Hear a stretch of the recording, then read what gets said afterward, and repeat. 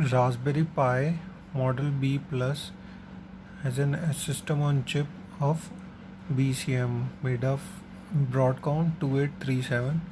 Its revision which I have is A020D3. RAM it has 1024 megabytes of RAM, LPDDR2 SD RAM, and the processor is Cortex A53, which has which is implementing ARM version 8 architecture. It is a 64-bit architecture, and the processor is running at a clock speed of 1.4 gigahertz. So this 64-bit architecture supports the 32-bit architecture and 64-bit architecture, so it is compatible with the 32-bit architecture program also. In 32-bit ARM architecture, we have R0 to R6. We have R0 to R6 general purpose register, and R7 is our hold. R7 holds system call number. R8 is again general purpose, and R9 is again general purpose register. R10 is again general purpose register. R11 is our frame pointer. R12 is our intra procedural call register. So these are system registers. R13 is our stack pointer. Here the stack pointer is also written as SP. Here the stack pointer points to the top of the stack and it is also used for allocating space by deleting the stack pointer. For example, if you in 32-bit architecture we have a 8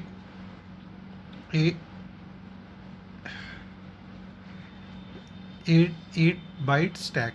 So if you want to allocate stack for 32 bytes, we can delete 4 byte from the top of the stack, so we get 4 byte allocated for our stack.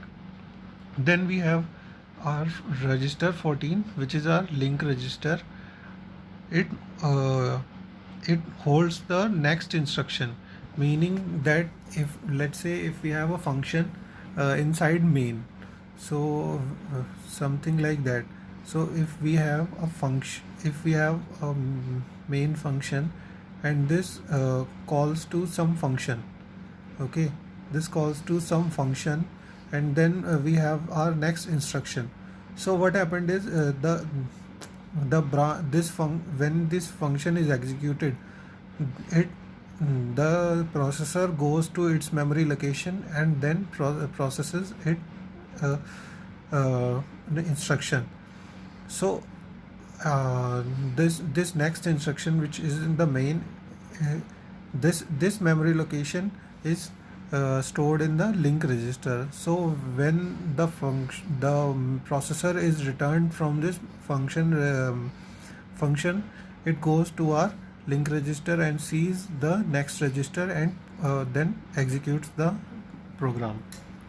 Then we have the program counter, R15. R15 is our program counter.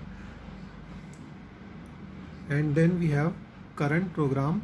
Then we have a register R16, which is our CPSR, or current program status register. It holds the flags of the register, such as N, C, or overflow, underflow, okay, or it is a endian bit, bi-endian, or big endian, or little endian, or thumb states, and other status registers. So ARM program counter. So program counter in ARM is holds the current it in so in your 8086 or x86 computer or Intel based computer, the program counter points to the next instruction, but in ARM the program counter has two different type of storage. So first is branch instruction. Whenever a branch instruction comes, program counter holds destination address, and whenever it is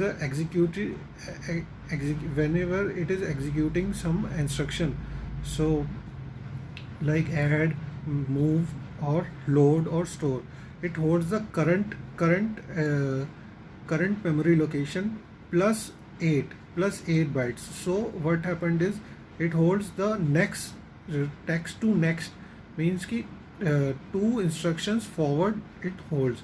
And the ARM since ARM processors can operate two different type of instructions. First is ARM, which has a 32 byte fixed length uh, instructions, and the second is thumb instructions, which are 16 byte, or it takes 2 bytes of memory address.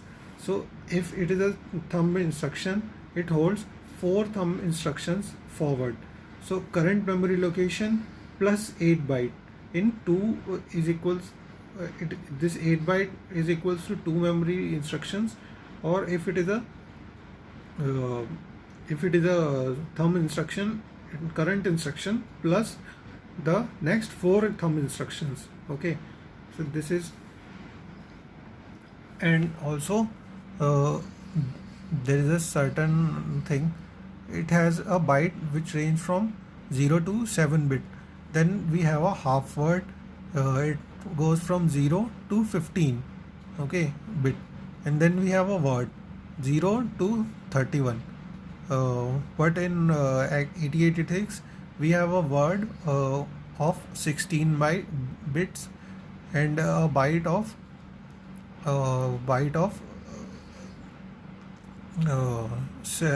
8 bits. But we do not have a half word. Here we have a something known as half word, and in data types we have unsigned and signed. So in signed we can have negative integers also, but in unsigned we can have a longer positive integer. Okay.